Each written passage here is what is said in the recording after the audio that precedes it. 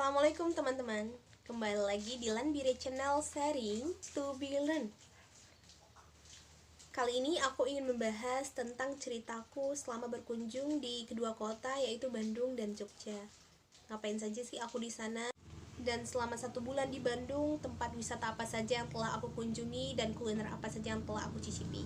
Sebenarnya waktu di sana beberapa teman mend-DM aku dan mengatakan bahwa ini merupakan tempat impian yang mereka ingin kunjungi nantinya. Dan mereka memintaku untuk membuat pengalamanku ini menjadi sebuah tulisan. Dan beberapa sudah aku muat dalam tulisan yang aku post melalui Instagram dan Facebook.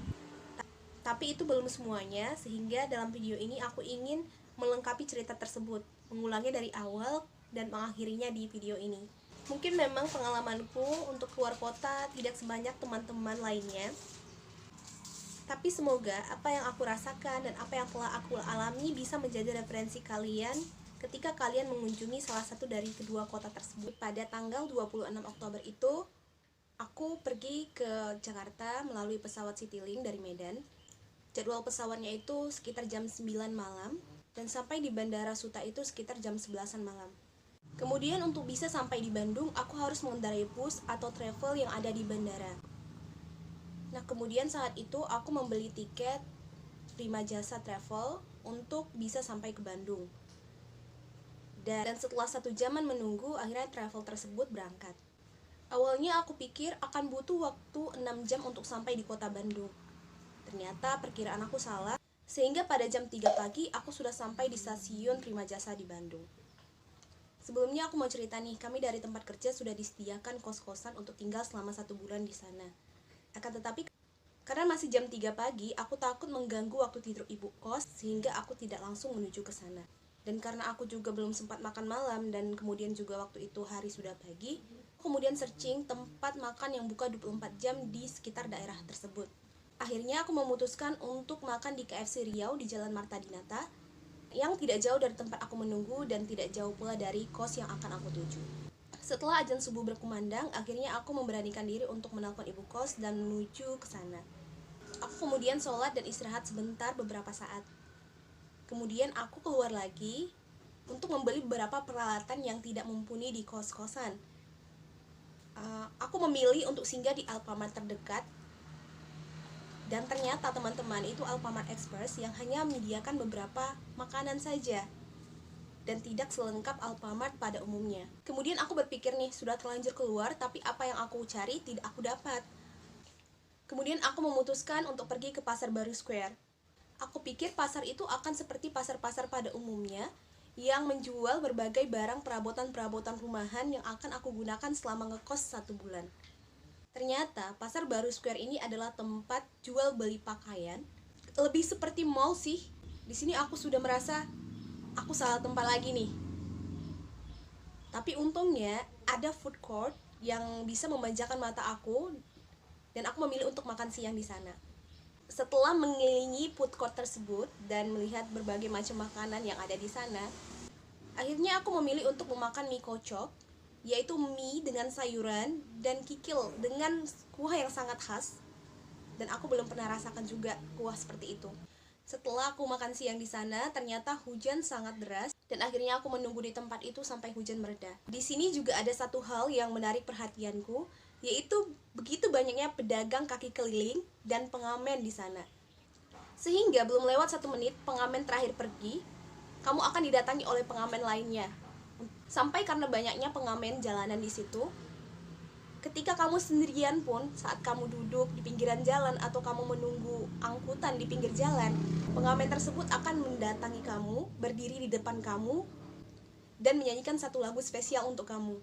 Di sini aku culture shock banget, karena baru kali itu pengamen yang bersikukuh untuk menyanyikan satu lagu hanya untuk 1 orang saja. That's why aku mikirnya juga mereka mungkin tidak perlu uang, tapi perlu untuk mengasah skill mereka. Karena beberapa pengamen yang aku jumpai, suaranya bagus-bagus sih. Untuk sekedar cerita nih, akhirnya aku menemukan perabotan-perabotan rumahan di Indro Grosir yang cukup jauh dari tempat kos aku. But it's okay, akhirnya aku menemukan apa yang aku butuhkan, gitu sih. Pada tanggal 28 Oktober 2019, itu pertama kalinya kami mengadakan pelatihan kerja. Kami itu melakukan pelatihan dari hari Senin sampai Jumat, dimulai pukul 8 sampai dengan 5 sore. Tapi sih karena pada dasarnya aku tipikal orang yang tidak bisa diam, apalagi sedang berada di kota orang lain, akhirnya aku jalan-jalan di malam hari tersebut. Awalnya aku ngajakin teman-teman sih untuk ke sana, tapi karena mereka begitu capek, karena juga baru datang dari daerah-daerah tertentu seperti Kalimantan, Padang, Serang, dan lain sebagainya, aku akhirnya pergi sendirian ke alun-alun kota Bandung pada malam hari. Kemudian juga ada pasar malam sih yang buka di sekitar situ, sehingga aku singgah sebentar di sana, lihat-lihat wahananya, kemudian juga beli jajanan oleh-oleh khas sana. Bukan sih, jajanan oleh-oleh sih. Kemudian aku memutuskan untuk jajan di sana. Nah, besoknya tanggal 29 Oktober aku jalan-jalan lagi. Kali ini bareng sama teman-teman yang lain ke Bandung Indah Plaza Mall. Awalnya sih aku ingin lihat mall di Bandung itu seperti apa, apakah berbeda dengan mall di daerah aku. Sehingga aku juga memutuskan untuk hanya cuci mata saja dan tidak membawa uang cash. Tapi karena dasar banyak barang-barang bagus, akhirnya aku memutuskan untuk membeli barang tersebut. Wah, ini jangan dicontoh ya. Nah, 2 hari berselang, pada tanggal 31 Oktobernya, aku pergi lagi dengan temanku berduaan ke wisata kuliner Cikapundung. Nah, kalian tahu kalau kalian pecinta makanan, kalian pasti akan merasakan kebingungan karena ada beberapa makanan yang kalian belum pernah coba sebelumnya. Setelah berjalan dari ujung ke ujung, akhirnya aku dan teman memutuskan untuk makan cuangki. Cuangki ini seperti bakso dengan berbentuk bunga yang kami temui di sana, tapi entah mengapa aku nggak bisa mendeskripsikan rasanya ke kalian. Coba deh kalau ke Bandung, cobain cuangki. Nah, setelah 1 minggu di Bandung, akhirnya pada paruh weekend pertama, aku pergi ke Yogyakarta. Hanya bermodalkan searching di Google dan kemudian tanya teman di sana. Alhamdulillah aku punya teman yang sedang magister di sana, sehingga aku juga meminta saran beliau sebelum berkunjung ke sana, bagaimana aksesnya, kemudian tempat wisata atau kuliner apa yang direkomendasikan oleh dia selama ada di sana. Dengan jadwal yang sangat padatnya, aku memberanikan diri untuk pergi ke Jogja. Lalu kalian tahu bahwa aku belum pernah ke Jogja sebelumnya. Setelah selesai pelatihan di jam 5 sore tersebut, aku kemudian buru-buru ke stasiun kereta api di Bandung. Nah, ada lagi yang aku ingin ceritain, bahwa di kota Bandung dan di kota Yogyakarta itu begitu banyak stasiun kereta api. Sehingga ketika memilih tiket secara online, aku tuh kebingungan, stasiun ini di mana ya? Stasiun mana yang terdekat dengan kos aku tinggal dan tempat teman aku tinggal di Jogja? Seperti itu. Perjalanan pertama dari Bandung menuju Jogja, aku memilih tiket pada jam 18.55 WIB dan sampai pada pukul 2.57 WIB. Dari Bandung Stasiun Hall menuju Stasiun Tugu Yogyakarta. Harga tiket kereta apinya yaitu 307.500. Pada kereta api pertama itu kalian duduknya 2 orang per baris dan dia saling tidak berhadap-hadapan. Yang berhadapan itu cuma di daerah tengah. Formasi duduknya itu seperti ini. 2 dan berjumpa di tengah. Seperti itu sih. Nah, kalian bayangkan saja, aku itu nyampe jam 3 pagi di Yogyakarta. Otomatis teman aku juga belum bangun ketika aku menghubungi dia. Sebenarnya itu bukan salahnya sih, karena kita kan butuh waktu tidur yang cukup ya.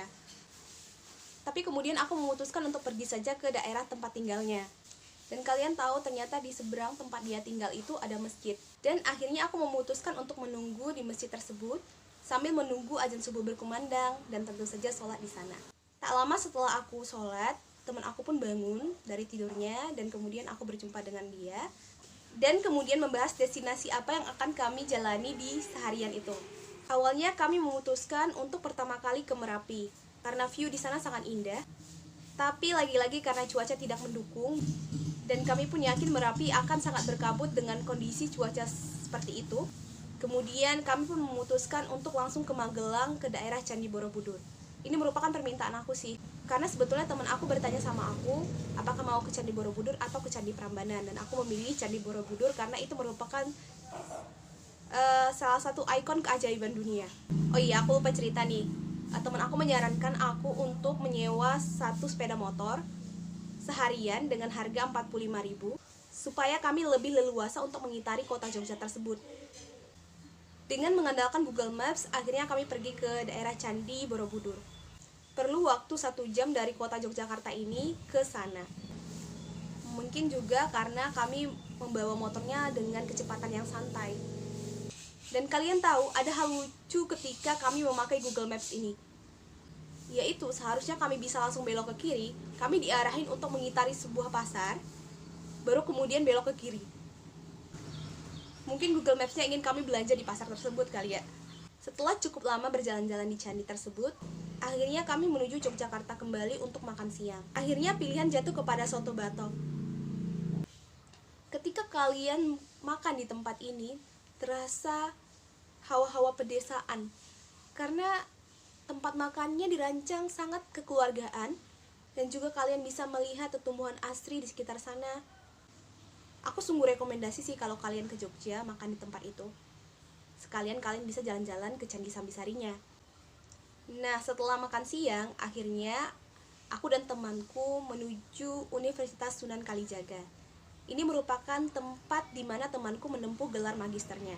Setelah beberapa saat istirahat, kami pun menuju Malioboro untuk memanjakan mata dan melihat-lihat oleh-oleh apa yang akan dibawa ke rumah. Oh iya, dalam video ini aku juga sangat berterima kasih kepada temanku tersebut. Nah, kalian tahu kan dari tadi cerita aku sampai di Jogja itu jam 3 pagi. Nah, di jam 6 sorenya, atau tepatnya di jam 18.15, aku harus menuju stasiun kereta api kembali untuk sampai di Bandung. Kali ini berbeda ceritanya, karena stasiun yang aku tuju itu berbeda dari saat aku pergi. Kenapa berbeda? Karena tiket termurah, atau bisa dibilang ekonomi termurah, ada di stasiun ini. Oh iya, kalau kalian bilang kenapa pas pergi juga tidak menggunakan kereta yang sama, karena aku juga menyesuaikan jadwal. Karena tiket ekonomi itu cuma ada di pagi hari dan tepat di jam 6 sore. Sehingga kalau aku memutuskan untuk pakai kereta ekonomi termurah ini, aku tidak bisa mengejar waktunya karena saat itu pun aku masih pelatihan kerja. Nah, juga sedikit saran bagi kalian, ketika kalian ingin membeli tiket ekonomi ini, pastikan jauh-jauh hari, karena tiket ini sangat-sangat laris. Aku pun menuju stasiun Lempuyangan di Yogyakarta, kemudian sampai di stasiun Kiara Condong di Bandung pada jam 3 pagi juga. Harga tiketnya itu 87.500. Oh iya, ada satu lagi nih yang aku mau sampaikan, bahwa kalau misalnya naik kereta api di Jawa itu ada sistem check-in-nya, sehingga kalian harus datang lebih-lebih awal untuk check-in, atau setidaknya check-in melalui internet, karena check-in-nya juga berlaku secara online di aplikasi Kereta Api Akses. Kemudian pada tanggal 5 November, itu aku nginap di salah satu tempat kakak senior di Bandung. Aku disediain makanan rumahan, jumpa ponokan lucu, dan diberikan oleh-oleh dari Nadi Muhni. Aku doain ya kak, semoga Nadi Muhninya cepat reopening kembali, karena bahan-bahannya sangat bagus sih. Oh iya, kalau kalian cek konten aku sebelumnya yang wawancara NGO lagi, itu kerudung dan baju yang aku pakai juga dari Nadi Muhni. Terima kasih kak. Oh iya, sepanjang jalan menuju tempat kakak ini terdapat view yang sangat cantik seperti ini, karena rumah kakak ini ternyata berada di daerah tinggi di atas perbukitan.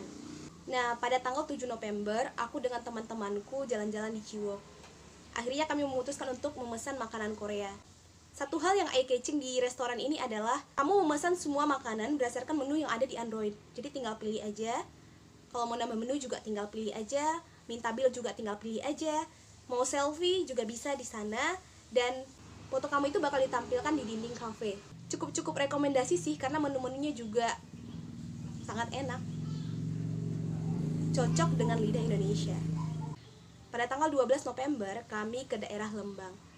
Daerah Lembang ini sangat terkenal dengan tempat wisata dan kulinernya. Tapi dari banyaknya wacana, akhirnya kami memilih untuk singgah di Maribaya The Lodge dan Floating Market Lembang.